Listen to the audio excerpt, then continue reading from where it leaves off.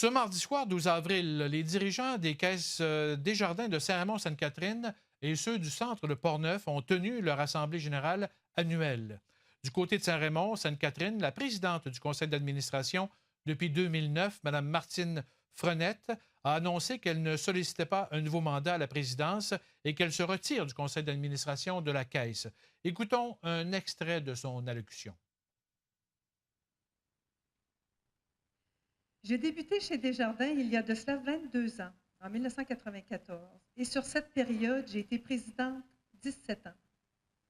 Je n'ai jamais regretté le temps que j'y ai passé, le temps a passé vite, et Desjardins a fait partie de ma vie pratiquement autant que ma vie professionnelle. Depuis le moment où j'ai été élue présidente en 2009, 3 éléments en particulier me rendent fière. La modernisation du réseau de distribution, le nombre de jeunes au sein des 2 conseils et la visibilité de la Caisse dans son milieu. Les nouveaux officiers 2016 seront nommés lors de la prochaine rencontre du conseil d'administration. Sur le plan financier, l'avoir des membres de la Caisse Desjardins Saint-Raymond-Sainte-Catherine a atteint 46 millions en 2015, 3 millions de plus que l'année précédente. L'actif a dépassé les 400 millions pour se chiffrer à 402 millions et le volume d'affaires atteint 806 millions. L'excédent des revenus avant impôt est de l'ordre de 6 020 000. 884 000 $ retourneront dans le milieu, dont 759 000 en ristournes aux membres et 125 000 pour le fonds d'aide au développement du milieu. Mentionnons que l'Assemblée générale annuelle de la Caisse Desjardins Saint-Raymond-Sainte-Catherine sera diffusée sur nos ondes ce vendredi 15 avril à compter de 19 h.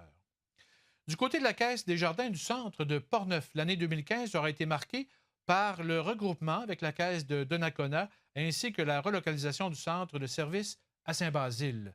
Sur le plan financier, l'actif se chiffre à 621 440 000, une certaine stabilité par rapport à l'an dernier, et près d'1,3 milliard de volume d'affaires en hausse de 40 millions par rapport à l'année précédente. La Caisse du centre de Portneuf enregistre des excédents avant impôt de 9,5 millions. 165 000 $ ont été investis dans la communauté pour différents projets et une ristourne de 1 160 643 $ sera remise aux membres.